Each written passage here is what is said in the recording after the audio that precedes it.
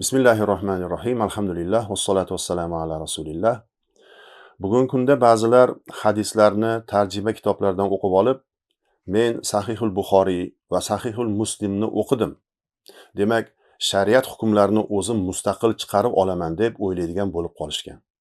Kim shunday da'voni qilayotgan bo'lsa, xato yo'lda yurgan bo'ladi.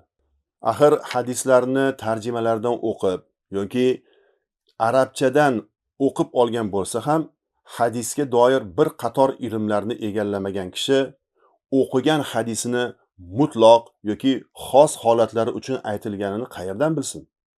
Bundan tashqari bu kabi allomai zamonlarda hadislarni qaysi biri amaldan qolgani yoki qolmaganini bildiruvchi nosix mansux ilmi ham yo'q-ku. Endi bu ikki ilmni bilmagan kishilarga Qur'on oyatlarini nozil bo'lish sabablari bo'lganidek, hadislarni ham aytilish sabablari bo'lishini tushuntirib o'tirishning hojati bo'lmasa kerak. Bu yoqda hali ular nomini ham eshitmagan usuli fiqh degan ilmlar ham bor.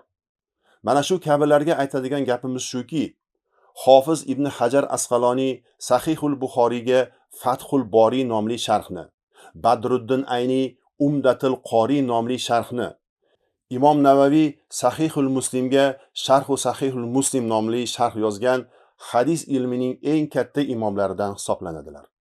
Mana shunga qaramasdan ular aqllariga tayanib shaxsiy ijtihod bilan shug'ullanishmagan, balki o'z haddilarini bilib muayyan bir mazhabga ergashishgan. Badruddin Ayni Hanafiy mazhabida, Hofiz Ibn Hajar Asqaloniy va Imom Navaviy Shofiy mazhabida bo'lganlar. Shunday ekan, siz ham o'z haddingizni biling, aqlingiz yetmagan joyga boshingizni tiqmang. Vassalamu alaykum va rahmatullohi va barakatuh.